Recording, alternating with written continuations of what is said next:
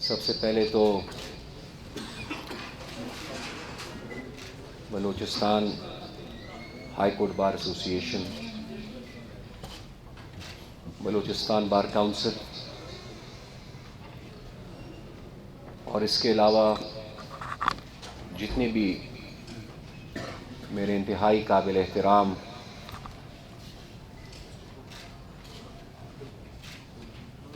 وکلا، lawyers community کے نمائندے یہاں پر موجود ہیں،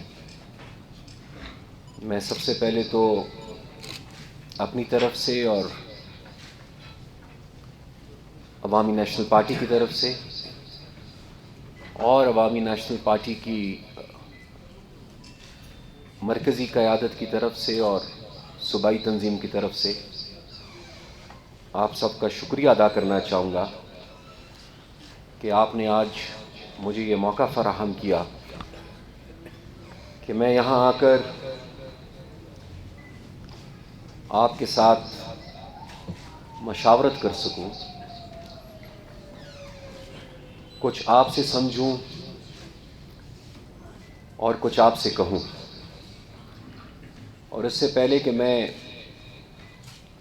باضابطہ طور پر آغاز کروں تو پہلے ہی میں معذرت کر لیتا ہوں، اس لیے کہ یہاں پر بہت ہی سینئر اور سیزنڈ لوگ موجود ہیں، اور ظاہری بات ہے کہ میں شاید جو آپ کی توقعات ہیں اس کے عین مطابق اگر کوئی کمی پیشی ہو جائے تو اس کے لیے میں آپ سب سے معذرت خواہ ہوں۔ دوسری بات میں یہ کہنا چاہوں گا کہ یہ فورم جو ہے یہ کسی بھی سیاسی جماعت کا پلیٹ فارم نہیں ہے، تو ظاہری بات ہے کہ اس کا بھی ہمیں احساس ہونا چاہیے، خاص کر مجھے ہونا چاہیے کہ میں جو بھی بات کروں ایسی بات کہوں کہ کم از کم جو اس فورم کی شان کے مطابق ہو، اور کوئی بھی ایسی کنٹروورشل بات میں نہ کہوں جو یہاں پر کہنا مناسب نہ ہو، لیکن اگر اس حوالے سے بھی مجھ سے کوئی گستاخی ہو جائے تو میں اس کے لیے بھی معذرت خواہ ہوں۔ سب سے پہلے تو آپ کی جو الیکٹڈ باڈی ہے،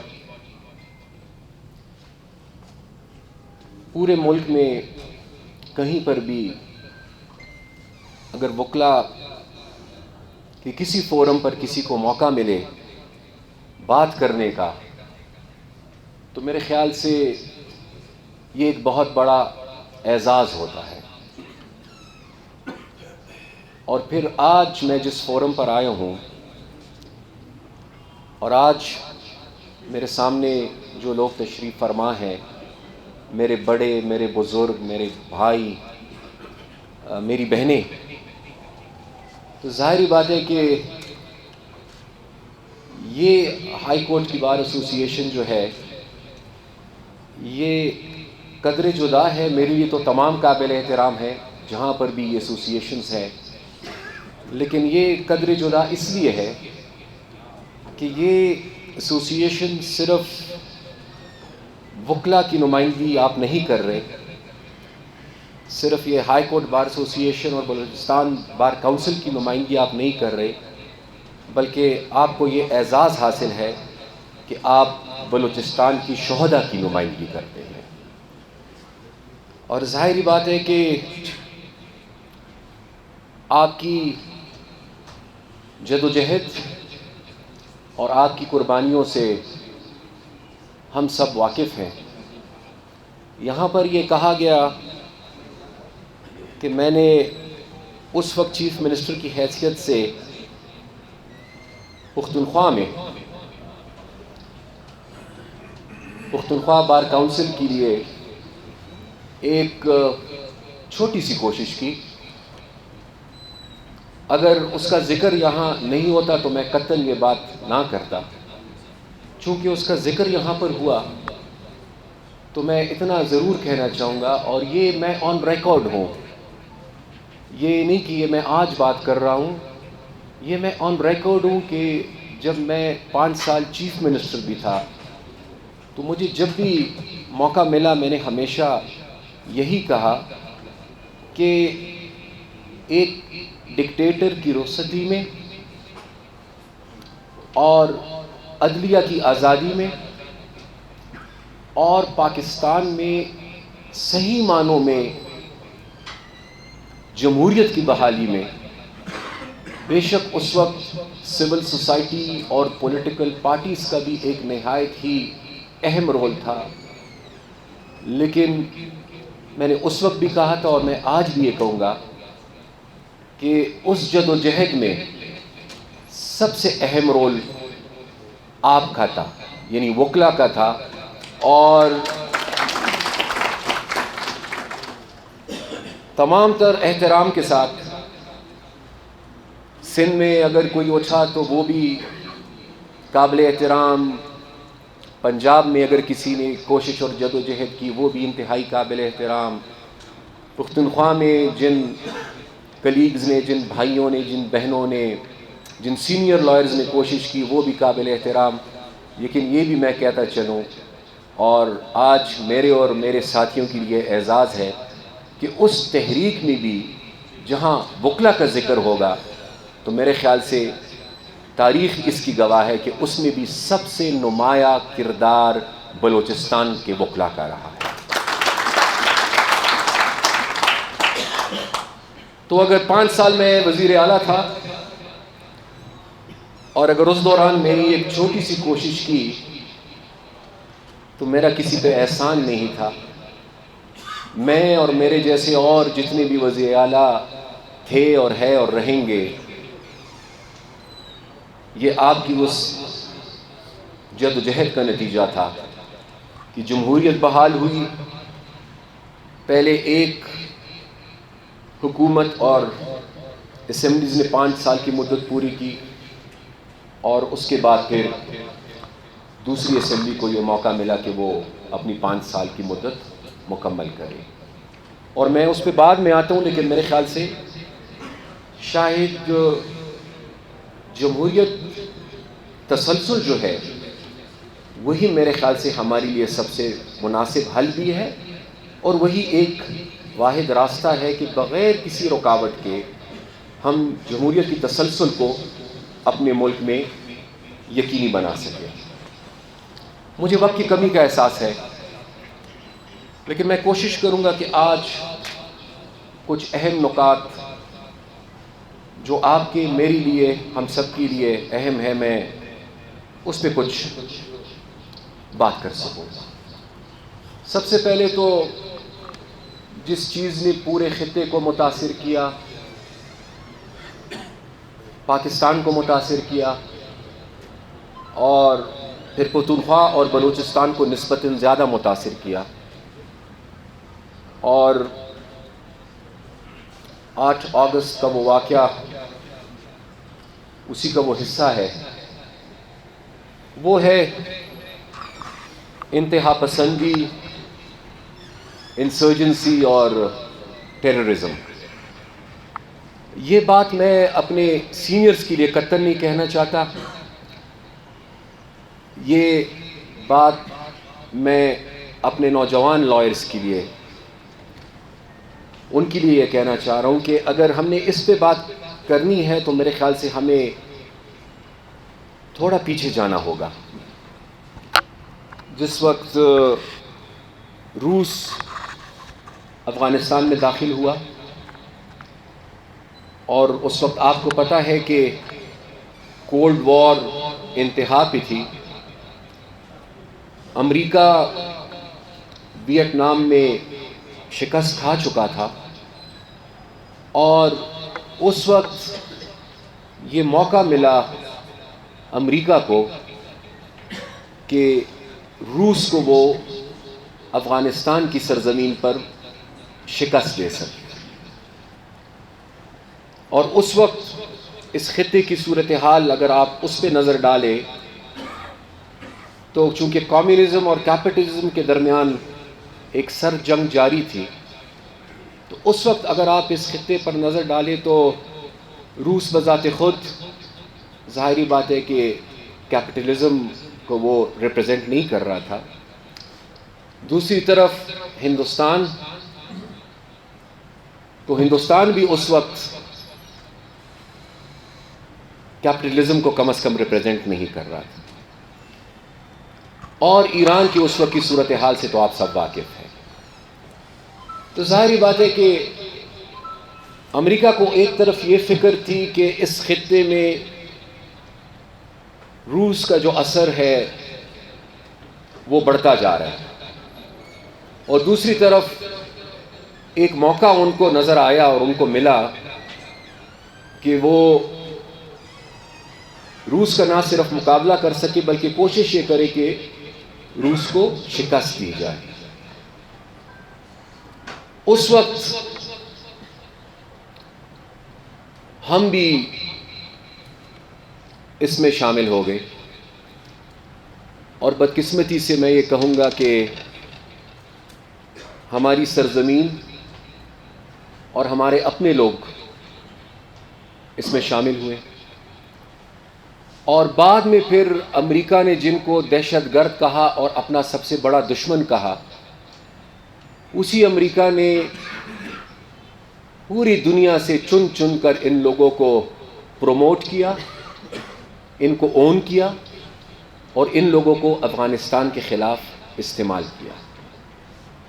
اور اس وقت جب میرے اور آپ کے بزرگ یہ کہتے تھے کہ یہ روس اور امریکہ کی لڑائی ہے، اس لڑائی میں ہمیں نہیں کودنا چاہیے، تو آپ کے بزرگوں کو اور میرے بزرگوں کو روس کا ایجنٹ بھی کہا گیا اور غدار بھی کہا گیا. اور اس وقت انہوں نے یہ پیشن گوئی کی تھی کہ یہ آگ جو افغانستان کی سرزمین پر اس وقت جو آگ ہے، یہ ایسا وقت آئے گا کہ یہ آگ پاکستان کی سرزمین تک پہنچے گی. بہرحال the rest is history. لیکن اتنا ہوا کہ بالآخر روس کو افغانستان سے جانا پڑا. اور یہ وہ موقع تھا کہ جب امریکہ بالخصوص وہ تمام ممالک جو اس وقت انوالو تھے، وہ پھر افغانستان کی ریہیبلیٹیشن اور ریکنسٹرکشن اور ڈیولپمنٹ پہ کنٹریبیوٹ کرتے. بدقسمتی سے اپنا مقصد پورا ہونے کے بعد انہوں نے کنٹریبیوٹ نہیں کیا. افغانستان کو اگنور کر کے افغانستان میں پہلے ایک سول وار شروع ہوئی، اور اس کے بعد افغانستان میں طالبان کی حکومت قائم ہو گئی. میں ان تفصیلات میں بھی جانا نہیں چاہتا وقت کی کمی کی باعث. لیکن پھر 9/11 آتا ہے، اور 9/11 کے نتیجے میں ایک فون کال پر ایک رات میں یکدم اس خطے کے حوالے سے ریاست اپنی پالیسیز کو ٹوٹلی بدل دیتی ہے، جس کو انگریزی میں یو ٹرن بھی کہا جاتا ہے. جن لوگوں کو اس وقت ہم اپنے بھائی اور اپنے مجاہد کہہ رہے تھے اور اپنا قیمتی سرمایہ کہہ رہے تھے، 24 گھنٹوں کے اندر اعلان ہم نے کر دیا، کیونکہ اس وقت امریکہ کا یہ واضح پیغام تھا کہ either you are with us or you are against us. اس کے نتیجے میں جو جنگ افغانستان کی سرزمین پر جاری تھی وہ سپل اوور ہو گئی، اور جب وہ سپل اوور ہوئی تو اس نے پورے ملک کو تو متاثر کیا، لیکن بالخصوص فارمر فاٹا ایریاز جو اب خیبر پختونخوا کا حصہ ہے، اور خیبر پختونخوا کو، اور پھر بلوچستان کو. آپ کو اب یہ پتہ ہے، آپ مجھ سے بہتر جانتے ہیں کہ کس طریقے سے پہلے جب روس کے خلاف اس کے اثرات کیا ہوئے بلوچستان پر، پھر جب سول وار چڑ پڑی افغانستان میں تو اس کے اثرات کیا تھے، اور پھر 9/11 کے بعد جو ہماری پالیسیز تھی اس کے اثرات بلوچستان پہ کیا تھے، اس سے آپ بخوبی واقف ہے، بلکہ آپ مجھ سے بہتر جانتے ہیں، لہٰذا ان تفصیلات میں نہیں جانا چاہتا. اب گزارش یہ ہے کہ جب 2008 کے الیکشنز ہو رہے تھے تو اس سے پہلے بدقسمتی سے ہمارے صوبے میں اس سے پہلے خودکش حملے شروع ہو چکے تھے.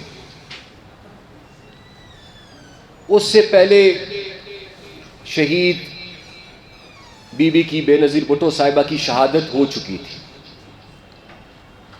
اس سے پہلے مالاکنڈ میں بالخصوص سوات میں حکومت کی رٹ ختم ہو چکی تھی، اور اس سے پہلے ایک خوف کا ماحول تھا، اور اسی خوف کے ماحول میں 2008 کے الیکشنز ہوئے. الیکشنز کے بعد اب یہ بڑی دلچسپ بات ہے، اور اللہ مغفرت نصیب فرمائے افضل خان لالا کی، وہ تو آج ہمارے درمیان موجود نہیں ہے، لیکن ان کے برخوردار سلیم صاحب یہاں پہ موجود ہیں. میں نے سوات اور ملکنڈ کے جرگے سے ملنا چاہا، اور جتنی بھی وہاں کے مشران تھے ان کو ہم نے درخواست کی کہ آپ آ جائیں، بیٹھتے ہیں تاکہ تھوڑا مشورہ کر لے جو صورتحال ہے.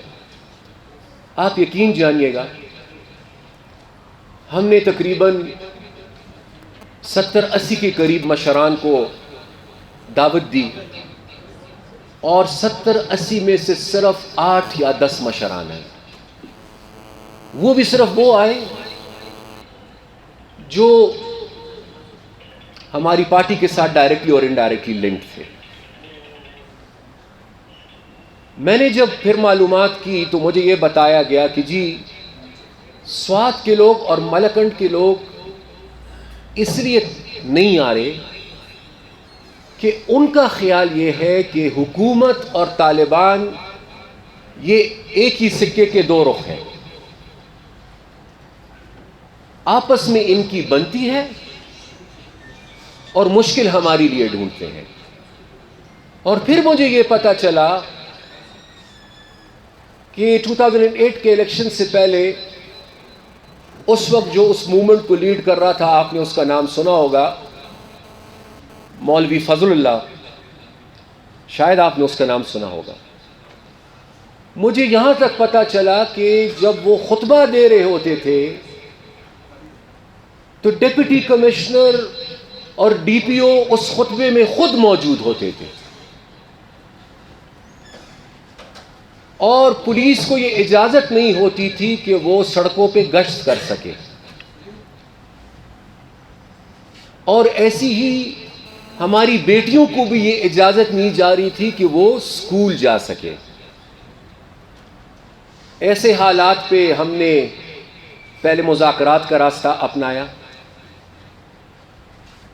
اس لیے مذاکرات کا راستہ اپنایا کہ کہا یہ جا رہا تھا کہ جی یہ تو انصاف کا ایک بہتر اور مؤثر نظام چاہتے ہیں، جس کو آپ اپنی زبان میں اسپیڈی اینڈ افورڈیبل جسٹس کہتے ہیں.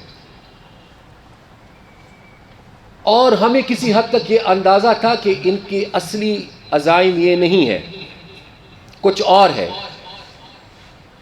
لیکن چونکہ کوئی بھی جدوجہد، کوئی بھی کوشش آپ کی تب تک کامیاب نہیں ہو سکتی جب تک آپ کے ساتھ لوکل پاپولیشن کی اونرشپ اور سپورٹ نہیں ہے.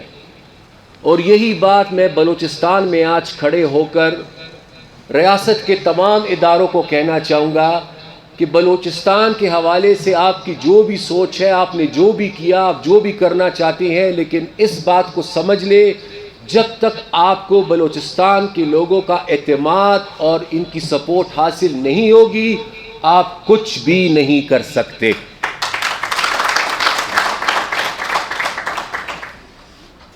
میں اپنے تجربے کی بنیاد پر، جو سوات میں میرا تجربہ ہوا، میں اس کی بنیاد پر یہ بات کہہ رہا ہوں. معاہدہ ہوا، بہت سارے لوگوں نے ہم پہ تنقید بھی کی، معاہدے کی خلاف ورزیاں ہوئی، اور اس کے بعد جب ہم نے کارروائی شروع کی تو ایک ہمیں سب سے بڑا ایڈوانٹیج یہ تھا کہ ملکنڈ ڈویژن کے لوگوں کو حقیقت کا پتہ چل چکا تھا، اور ملکنڈ ڈویژن کے لوگوں نے اس ایفرٹ کو اون بھی کیا اور سپورٹ بھی کیا. اور آپ کو یاد ہوگا کہ 2.5 ملین کی تعداد میں لوگ ڈسپلیس ہوئے، جو بہت بڑی تعداد ہے. لیکن کیا بات وہاں پر ختم ہوئی؟ نہیں. اس لیے کہ صرف سوات اور دیر اور بنیر کا مسئلہ تو نہیں تھا. بات اس لیے ختم نہیں ہوئی کہ ہمارے بہت سارے اور علاقوں میں یہی صورتحال تھی. ہمارے اس وقت کے ٹرائبل ایریاز میں یہی صورتحال تھی. آپ کے علاقوں میں بھی یہ صورتحال تھی، لیکن مور اور لیس کسی حد تک اس وقت وہ ہائبرنیشن میں تھے، آرام گاہ. اور اس وقت بھی ہم نے یہ کہا، اور آج بھی میں یہ کہہ رہا ہوں کہ اس ملک سے انتہا پسندی، دہشت گردی، انسرجنسی، اس کا مکمل خاتمہ تبھی ہوگا جب سب سے پہلے اس ملک کے تمام ادارے ایک پیج پر ہوں گے، اور پھر جس اسٹریٹجی پر بھی متفق ہو جائیں، اس کے بعد اس اسٹریٹجی کو پاکستان کی عوام کی حمایت حاصل ہو، وہ نیریٹو بڑا کلیئر ہو. اور اس صورت میں ہم کامیاب ہوں گے کہ جب ہمارے دشمن کو افغانستان اپنا دشمن سمجھے، اور اس سے پہلے بھی افغانستان کے دشمن کو ہم اپنا دشمن سمجھے، اور دونوں مل کر اس حوالے سے ٹرسٹ ڈیفیسٹ کو ختم کرے اور مشترکہ کوشش کرے. آپ سب پڑھے لکھے لوگ ہیں، آپ نیشنل ایکشن پلان کو ذرا اٹھا کے دیکھ لیں، کتنا عرصہ ہو گیا. ایک ایک نقطے کو دیکھ لیں آپ، اور اس کے بعد پھر آپ یہ فیصلہ کریں کہ آیا نیشنل ایکشن پلان پر آج تک ان لیٹر اینڈ اسپرٹ آیا عمل کیا جا چکا ہے یا نہیں. آپ کو اپنا جواب خود مل جائے گا. مجھے جو جواب اپنا ملا ہے وہ تو ہے کہ اس پر ان لیٹر اینڈ اسپرٹ عمل نہیں کیا گیا. اس لیے آج بھی کم یا زیادہ، لیکن اس حوالے سے ہماری مشکلات ہے. اور اس کے ساتھ، اس اسٹریٹجی کے ساتھ ایک اور بات، کہ جو سپیس ہم نے خود کریٹ کی اور اس سپیس کو ایک خاص سوچ نے فل کیا، ہم نے وہ سپیس واپس لینی ہوگی، اور وہاں کے رہنے والے لوگوں کی جو مشکلات ہیں، ان کی جو محرومیاں ہیں، ان کو دور کرنا ہوگا. اس کے لیے ایک سنہرا موقع تھا جو ہم نے بدقسمتی سے گوا دیا، اور ایک وہ موقع تھا سی پیک کا. آپ سوچیں کہ چین نے بیسیکلی اس کنسیپٹ کو کیوں ڈیولپ کیا. آپ میں سے جو میرے ساتھی اور میرے بڑے واقف ہیں ویسٹرن چائنا سے، تو آپ کو یہ پتا ہوگا کہ پچھلے کافی عرصے سے ویسٹرن چائنا میں ایک اس کو آپ موومنٹ کہہ لیں، ایک سوچ کہہ لیں، لیکن وہاں پر کانسٹنٹلی مشکلات تھی. اور مجھے خود اس کا اندازہ اس دن ہوا جب ہم ایک کانفرنس کے لیے گئے 2013 میں، الیکشنز کے بعد، 2018 کے الیکشنز کے بعد. اس سے پہلے ہم کومنگ گئے، بیجنگ گئے، ایسے حالات میں نے نہیں دیکھے. لیکن جو ہی ہم اورمچی پہنچے، ایئرپورٹ سے نکلنے کے بعد ہمارے آس پاس اتنی زیادہ مسلح سیکیورٹی تھی کہ وہ ہمارے اتنی سیکیورٹی میں نے کبھی یہاں پر پاکستان میں نہیں دیکھی. ایسے حالات تھے وہاں پر. تو چین نے یہ سمجھا اور چین نے یہ سوچا کہ ان علاقوں کی محرومیوں کو ختم کرنے کے لیے اور ان لوگوں کو ڈیولپمنٹ دینے کے لیے اور ان کو مین سٹریم میں لانے کے لیے ایک کوریڈور بنایا جائے اور ایک بندرگاہ کی ضرورت تھی ان کو. یہ نہیں کہ وہ صرف ہمارا فائدہ ڈھونڈ رہے تھے، ان کا اپنا فائدہ تھا. لیکن ہم نے کیا کیا؟ ان کی اسٹریٹجی اور ان کی ترجیحات یہ تھی کہ ڈپرائیو اور انڈر ڈیولپڈ ایریاز کو آپ ترجیح دیں. ہم نے کیا کیا کہ ہم نے یہاں پر اپنے ڈیولپڈ ایریاز کے مزید ڈیولپمنٹ کے لیے اپنے انڈر ڈیولپڈ ایریاز کو مزید نیگلیکٹ کیا. یہ ملتان تک موٹر وے، ملتان سے سکر اینڈ آنورڈز، میں قطعاً اس کے خلاف نہیں ہوں. میری یہ سوچ نہیں ہے کہ میں یہ کہوں کہ میں نے پنجاب کے خلاف نفرت پھیلانی ہے، میری یہ سوچ نہیں ہے. لیکن یہ میری سوچ ضرور ہے کہ اگر وہ موٹر وے آپ نے بنانی تھی اور وہاں پر آپ نے انڈسٹریل زونز بنانے تھے، وہاں پر آپ نے آپٹیکل فائبر بچھانی تھی، وہاں پر آپ نے نئے ریلوے ٹریکس بچھانے تھے، اس سے پہلے یہ پشاور سے لے کر ڈیرہ اسماعیل خان سے لے کر زوب، پھر لورا لائی، اس کے بعد پھر قلعہ سیف اللہ، اس کے بعد مسلم باغ اینڈ آنورڈز، کوئٹہ اور یہ گوادر، یہ پاکستان اس سے مضبوط ہوتا، پاکستان اس سے مضبوط نہیں ہو رہا. اور ابھی کل ہی میری یہاں پر بات ہو رہی تھی گوادر کے حوالے سے. میں پوچھ رہا تھا کہ اس وقت گوادر کے کیا حالات ہیں، اور مجھے جو معلومات یہاں پر دی گئی وہ نہایت ہی ڈسٹربنگ ہے. کیونکہ یہاں پر بلوچستان میں یہ لوگ سمجھ رہے ہیں، اور یہ حقیقت بھی ہے، کہ گوادر آپ کا، لیکن اس کا اختیار کسی اور کے پاس. تجارت ہو رہی ہے، بندرگاہ یہاں پر ہے، لیکن فائدہ کسی اور کو ہوگا، اور ہو رہا ہے. اور بے شک ہو، پورے ملک کا فائدہ ہو، لیکن سب سے پہلے میرے خیال سے بلوچستان کا فائدہ اس میں ہونا چاہیے. تو آپ نے مزید ایک الجھن تھی، ایک مشکل تھی، آپ نے مزید اس کو اور کمپلیکیٹڈ بنا دیا ہے. اس کے ساتھ ساتھ میں بات کرنا چاہوں گا NFC ایوارڈ اور 18th امینڈمنٹ کے حوالے سے.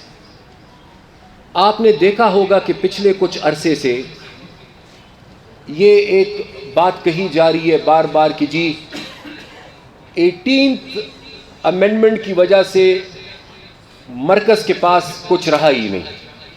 میں ریسورسز کی بات کر رہا ہوں، اور اس کو ریوزٹ کرنے کی ضرورت ہے. اب اگین یہ ایسا فورم ہے کہ مجھے کسی کو سمجھانے کی اس لیے ضرورت نہیں ہے کہ الحمدللہ سب مجھ سے زیادہ سمجھدار یہاں لوگ موجود ہیں. NFC ایوارڈ پہ ہم نے دستخط کہاں کیے تھے؟ گوادر میں. سائننگ سیریمنی ہماری گوادر میں ہوئی تھی.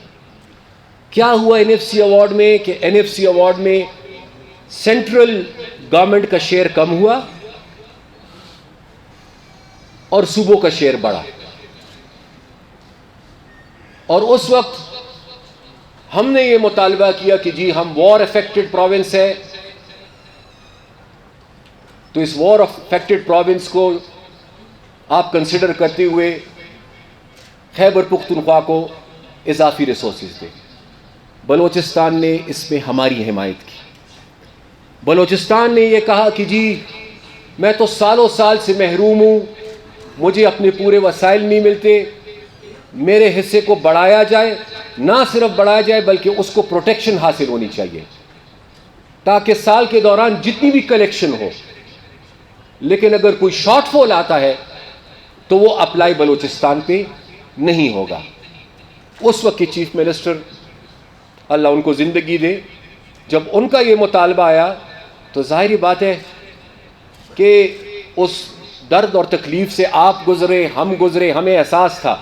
انہوں نے ہماری حمایت کی, اور جب ان کا یہ مطالبہ آیا تو ہمارا اس وقت یہ موقف آیا لاہور میں کہ جب تک بلوچستان اس ایگریمنٹ کو سائن نہیں کرتا, خیبر پختونخوا اس ایگریمنٹ کو سائن نہیں کرے گا. اب 18th امینڈمنٹ تو اس NFC ایوارڈ کے بعد آیا ہے, یعنی جو فنکشنز ڈیوالو ہوئے بعد میں, وہ اس وقت جب NFC ہو رہا تھا وہ فنکشنز فیڈرل گورنمنٹ کے پاس تھے. اب تو ہونا یہ چاہیے کہ جب نیا NFC ایوارڈ آئے گا تو یہ نہیں ہو سکتا کہ پروونسز کا شیئر کم ہوگا, کیونکہ ایڈیشنل فنکشنز اور ریسپانسبلٹیز منتقل ہوگی یہ پروونسز کو. اس وقت ہائر ایجوکیشن بلوچستان کی رسپانسبلٹی نہیں تھی, اس وقت ہیلتھ کے ورٹیکل اور ہاریزونٹل پروگرامز بلوچستان گورنمنٹ کی رسپانسبلٹی نہیں تھی. 18th امینڈمنٹ کے بعد اب وہ رسپانسبلٹی ہے. اس لیے اب میرے خیال سے ہم سب کا مشترکہ مطالبہ یہ ہونا چاہیے کہ اب کا جب NFC ہوگا صوبوں کا شیئر کم نہیں ہوگا. ہمارا مطالبہ یہ ہوگا کہ مرکز کا شیئر مزید کم ہو اور صوبوں کا شیئر مزید بڑھنا چاہیے تاکہ صوبے اپنی رسپانسبلٹیز کو نبھا سکے اچھی طریقے سے. اور اس پر میں آپ کا شکریہ ادا کرنا چاہوں گا, کیونکہ مجھے تو ایگزیکٹلی یاد نہیں ہے, لیکن 17 کو اسلام آباد میں آل پارٹیز کانفرنس تھی, پاکستان بار کونسل نے اس کو ہوسٹ کیا تھا, اور ایک بڑی ہی وہ کنسٹرکٹیو ڈائلاگ وہاں پر ہمارا ہوا, اور مجھے خوشی ہوئی وہاں پر جب میں نے آپ کے ریپریزنٹیٹیوز کو سنا, مجھے خوشی ہوئی. بلکہ میں نے اس موقع پہ یہ کہا کہ 3 دن بعد APC ہونی جا رہی ہے, لیکن اس APC کے کامیابی کے لیے آج پاکستان بار کونسل نے ہمیں ایک پلیٹ فارم فراہم کیا ہے, ہمیں اس پلیٹ فارم سے فائدہ اٹھانا چاہیے. اور صرف یہاں تک نہیں, میں نے ان کو یہ بھی کہا کہ پاکستان بار کونسل کی آل پارٹیز کانفرنس کی جو ڈکلیریشن ہے اس کو 20 تاریخ کی آل پارٹیز کا ڈکلیریشن بھی ہونا چاہیے, اور وہی پھر ہماری ڈکلیریشن تھی بھی, وہی ڈکلیریشن, اور اسی کے ریلیٹڈ کچھ ایشوز. میں یہاں پر کھڑا ہوں, میرے خیال سے اگر میں مسنگ پرسنز کی بات نہیں کروں گا تو میری اس بات کا کوئی فائدہ ہی نہیں ہے جو میں آپ سے کر رہا ہوں یہاں پر آج. اب آپ مجھ سے بہتر سمجھتے ہیں, and please correct me if I am wrong, قانون کے مطابق FIA, پولیس, CTD کو یہ اختیار ہے کہ وہ ڈیٹینشن کرے, یعنی ڈیٹین کرے کسی کو, but that to according to the law, وہ قانون کے مطابق ڈیٹینشن ہوگی. وہ بھی یہ نہیں کر سکتے کہ کسی کی ڈیٹینشن کر کے عدالت میں پیش نہ کرے اور اپنے پاس ان کو رکھے. مسنگ پرسنز کا مسئلہ ایک نہایت ہی سنجیدہ مسئلہ ہے, اور میں سب سے پہلے میں نے وہاں بھی اپنی غلطی تسلیم کی, میں آج یہاں پر بھی اپنی غلطی تسلیم کر رہا ہوں کہ ہم لوگ جب اقتدار میں ہوتے ہیں تو ہم اس موضوع پر بات کرنا پسند نہیں کرتے. بات تب بنے گی جب میں اور جو بھی اقتدار میں آئے, جب ہم اسی سیریسنس کے ساتھ مسنگ پرسنز پہ بات کریں اور اس کا حل نکالیں جس سیریسنس کے ساتھ آج میں اس فورم پہ بات کر رہا ہوں. اب یہ فورس ڈس اپیئرنسز اگر ایک فرد ہے, کچھ افراد ہے, ان پہ ایک الزام ہے, تو کون آپ کو کہتا ہے کہ آپ ان کے خلاف کارروائی نہ کریں؟ کرے کارروائی, لیکن قانون کے مطابق کرے. بیسک فنڈامنٹل رائٹس کو اپنے سامنے رکھ کر کارروائی کرے. اگین میں یہ کہوں گا کہ آپ کا تعلق ایسی کمیونٹی سے ہے کہ یہ اینٹی ٹیررزم لاز جو ہے, آپ کو پتہ ہے کہ اس میں کتنی خامیاں اور کمزوریاں ہیں. ملٹری کورٹس کا کڑوا گھونٹ, وہ کڑوا گھونٹ جب ہم سب نے پیا تو اس لیے کہ ہمیں یہ بتایا گیا کہ جی آپ کا جو اپنا سسٹم ہے, جو لیگل سسٹم ہے لاز کا اور عدالتوں کا, اس میں کچھ خامیاں ہیں. ان خامیوں کو جب تک دور آپ نہیں کرتے تو اس کا ملٹری کورٹس کے علاوہ کوئی حل نہیں. یہ میرا کہنا نہیں تھا, یہ ملٹری کورٹس والوں کا کہنا تھا. اتنا عرصہ گزر گیا, ہم اس طرف بھی توجہ نہیں دے پائے. وٹنس پروٹیکشن کے لیے ہم نے کیا کیا؟ ججز پروٹیکشن کے لیے ہم نے کیا کیا؟ اینٹی ٹیررزم لاز میں ہم کیا بہتری لے کر آئے؟ کچھ نہیں. اینڈ اس کے لیے بھی again I would say I hold my self and my community responsible. جو ہم کل تھے ہم بھی ریسپانسبل تھے, جو آج ہے یہ بھی ریسپانسبل ہے. اس ایشو کو ایڈریس ہونا چاہیے. جب تک یہ قانون کے مطابق نہیں ہوگا اور غیر قانونی طور پر لوگ غائب ہوں گے, اعتراضات اٹھیں گے, اور صرف اعتراضات نہیں اٹھیں گے, جو فاصلے پیدا ہوئے ہیں لوگوں اور ریاست کے درمیان وہ فاصلے مزید بڑھتے جائیں گے. اسی کے ساتھ اگر آپ دیکھ لیں تو آج کچھ لوگوں کو شاید سچ لکھنے کی اور سچ کہنے کی بھی سزا دی جا رہی ہے. میر شکیل الرحمان کا کیس آپ کے سامنے ہے, متی اللہ جان کے ساتھ جو ہوا وہ آپ کے سامنے ہے.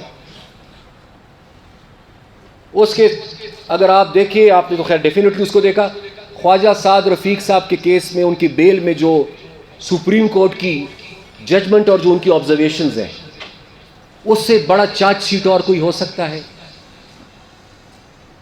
اس کے ساتھ ریلیٹڈ ہے نیب.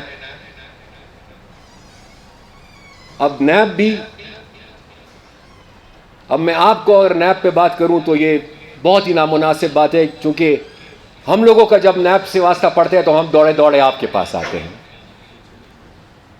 لیکن نیب پہ بات کرنے سے پہلے میں یہ بھی کہوں گا, اور یہ میں نے تمام پولیٹیکل لیڈرشپ کی موجودگی میں کہا ہوا ہے پہلے, کہ نیب لاز آئے جنرل مشرف کے وقت میں, اور ہم نے دیکھا کہ کس طریقے سے سیاسی پارٹیز کو توڑنے اور اپنی پسند کی پارٹیز کو بنانے کے لیے اس قانون کا استعمال کیا گیا. لیکن 2008 سے لے کر 18 تک ہم نے کیا کیا؟ آیا جو امینڈمنٹس ہونی چاہیے تھی وہ ہوئی؟ نہیں ہوئی. آیا یہ مناسب بات ہے کہ 90 ڈیز کا ریمانڈ ہوگا؟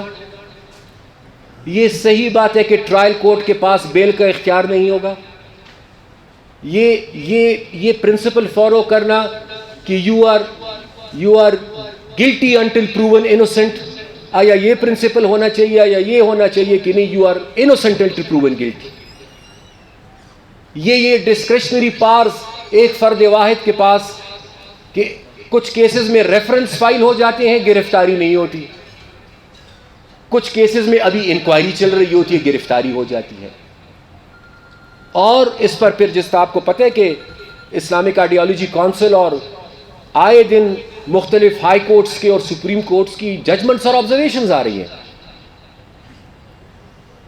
لیکن میں یہ کہوں گا کہ اگر نیب کے قانون کا غلط استعمال ہو رہا ہے اس کو ہم کنڈیم کرتے ہیں, پولیٹیکل وکٹمائزیشن ہو رہی ہے اس کو ہم کنڈیم کرتے ہیں, لیکن جہاں پر ہماری اپنی غلطی ہے ہم اس کو بھی تسلیم کرنا ہوگا. اور اسی دن, اور آج بھی میں یہ کہہ رہا ہوں کہ آیا ہمارے ملک میں آج میڈیا آزاد ہے؟ اگر گستاخی نہ ہو, I have great respect for the honorable judges, great respect.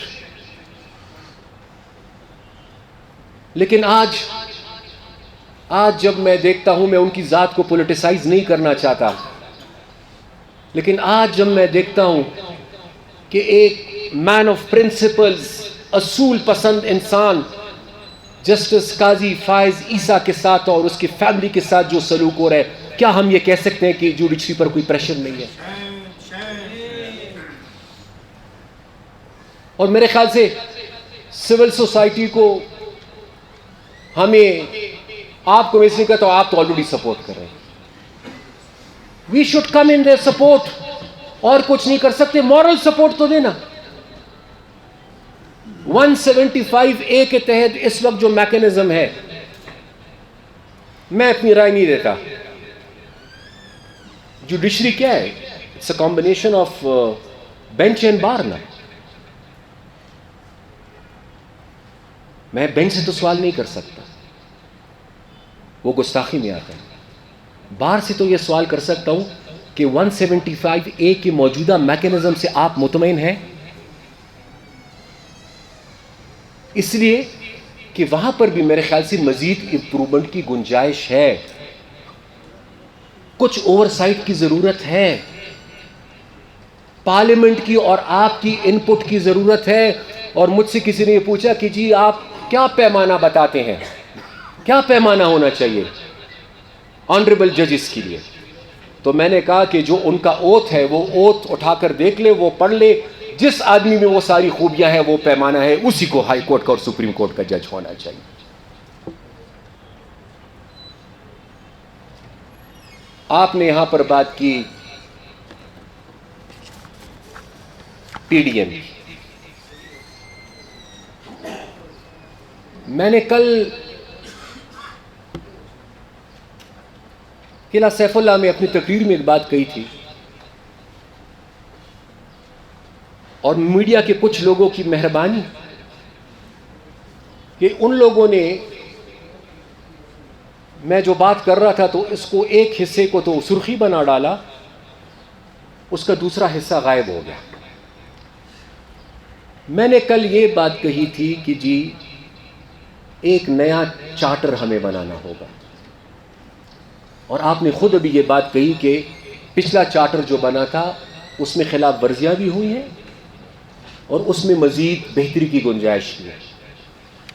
میں نے کل یہ کہا تھا کہ ایک نیا چارٹر بننا چاہیے,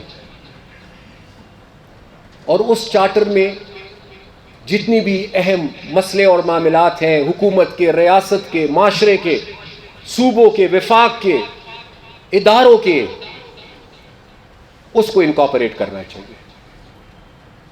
اور میں نے وہاں پر کہا کہ جی ہم تب تک کسی کو اپنا کندھا نہیں دیں گے جب تک یہ نیا چارٹر بھی نہیں بن جاتا, اور اس نئے چارٹر میں ان تمام مسائل کا حل ہم تحریر کر کے اس سب کی اونرشپ لیں, ہم بھی لیں اور تمام پولیٹیکل پارٹیز لیں.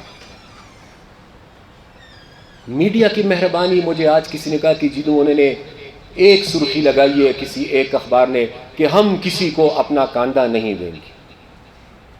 اگر میں پی ڈی ایم کو اپنا کاندھا نہیں دوں گا تو کیا کپتان صاحب کو دوں گا؟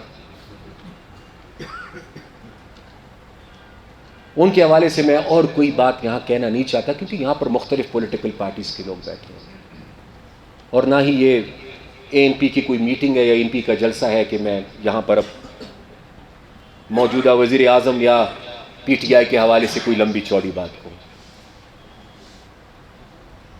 آپ نے پی ڈی ایم کی بات کی. سب سے پہلے تو ہمیں اپوزیشن کو یہ تسلیم کرنا ہوگا کہ پچھلے 2 سالوں میں ہماری یونٹی اور ہمارا رول کلیکٹیولی وہ نہیں رہا جو آپ کی اور قوم کی توقعات تھی. ہمیں اپنی اس غلطی کو تسلیم کرنا ہوگا. پہلے میں کرتا ہوں and I hope the rest will follow. پچھلے 2 سالوں میں ہم تقسیم رہے, ہم نے اتنا ایفیکٹولی ایک چیلنج کریٹ نہیں کیا. اب یہ مختلف سیاسی جماعتیں ہیں اور ظاہری بات ہے کہ ان سیاسی جماعتوں کی ترجیحات بھی ایک دوسرے سے جدا ہے. آپ کو یہ پتا ہے کہ اس سے پہلے بھی جب الیکشنز ہوئے اور آئندہ بھی جب ہوں گے تو یہ قوی امکان ہے کہ یہاں پر میری پارٹی اور جمعیت علماء پاکستان کا آپس میں الیکشنز میں مقابلہ ہوگا.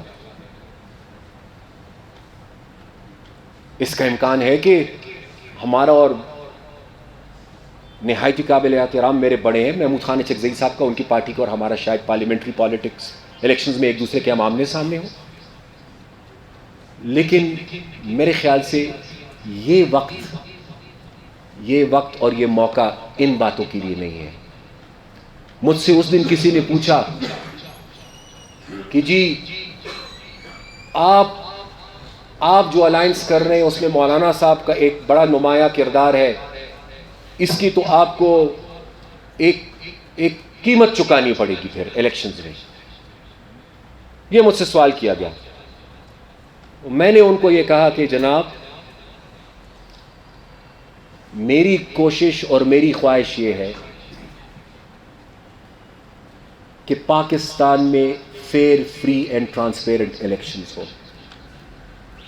میری کوشش اور خواہش ہے کہ پاکستان میں جو بھی الیکشنز ہو اسی میں کسی قسم کی کوئی مداخلت نہیں ہونی چاہیے.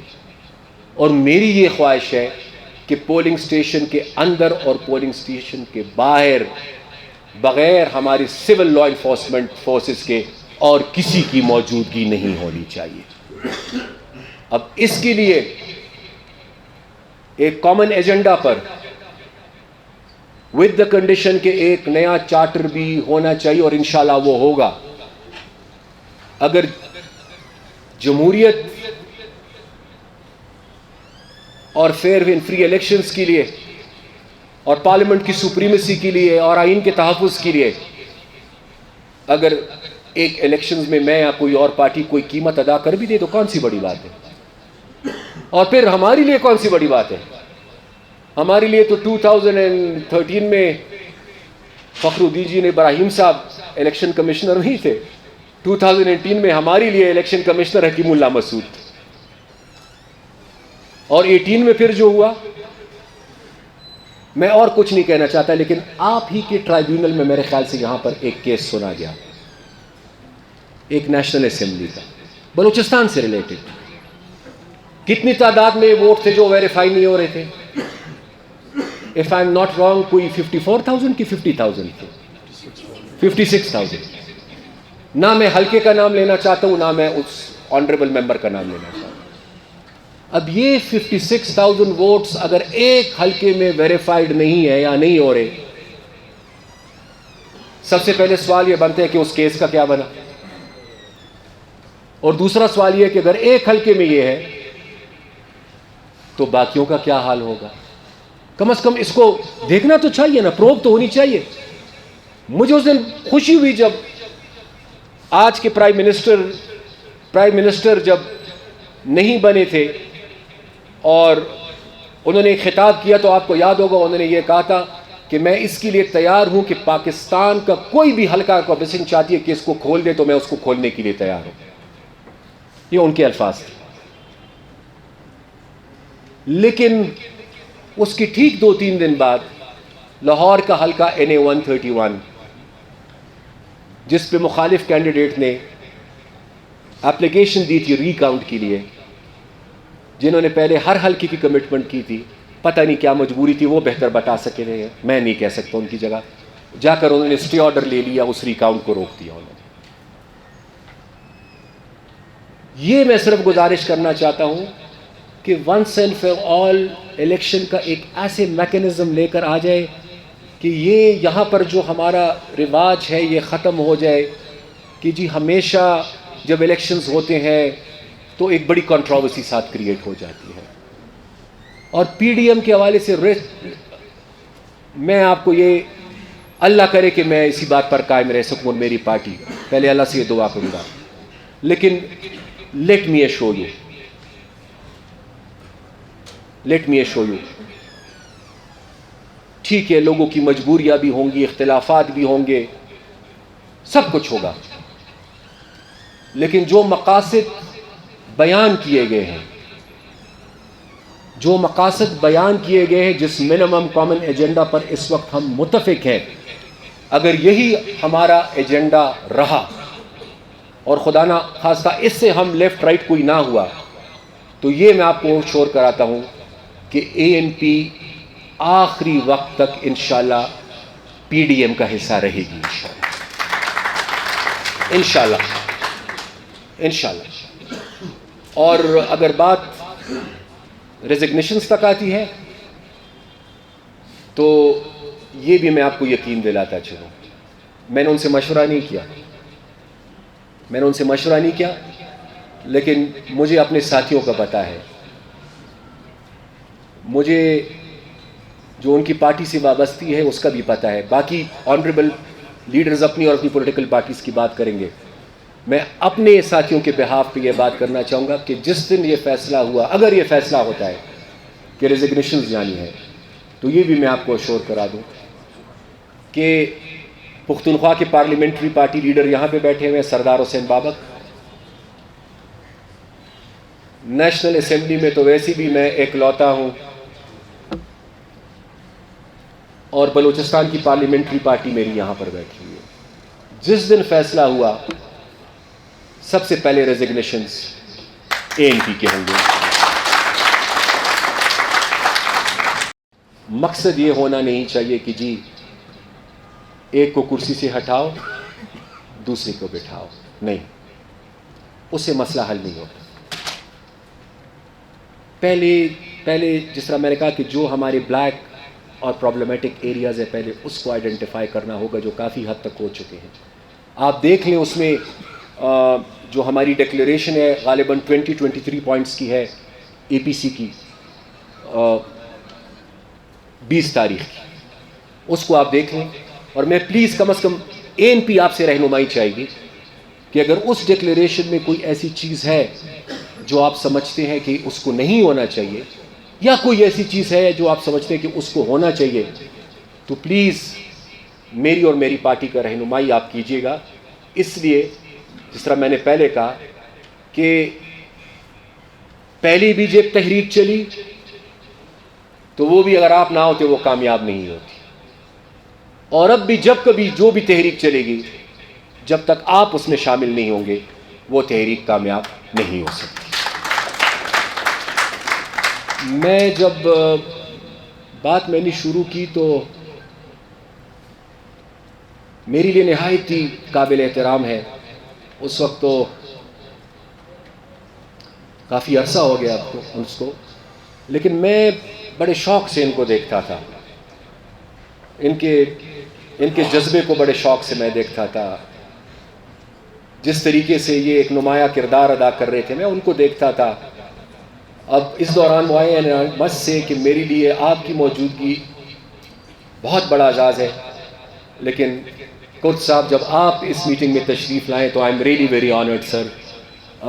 ہمیں خوشی ہے کہ آپ جیسے لوگ آج بھی ہماری رہنمائی کے لیے موجود ہیں sir. Thank you so much sir, thank you. میں چونکہ جمعے کا دن ہے, 1 بجے نماز ہے بالکل, تو اس کا ہمیں خیال رکھنا ہوگا. اور میں پھر اپنی بات کو دہراؤں گا کہ اگر کہیں پر مجھ سے کوئی گستاخی ہوئی ہو تو اس کے لیے میں آپ سب سے معذرت خواہ ہوں. اگر سب کی ہمدردیاں ہوتی ہیں مختلف پولیٹیکل پارٹیز کے ساتھ, اگر کوئی میرا بھائی, کوئی دوست کوئی میرے بزرگ ایسے بیٹھے ہوں کہ ان کی کسی پولیٹیکل پارٹی کے ساتھ وابستگی ہو، اور اس حوالے سے بھی اگر میں نے کوئی گستاخی کی ہو تو میں اس کے لیے بھی آپ سے معذرت خواہ ہوں، اور ایک بار پھر اس اعزاز کے لیے، اس آنر کے لیے آپ سب کا شکریہ ادا کرتا ہوں. Thank you.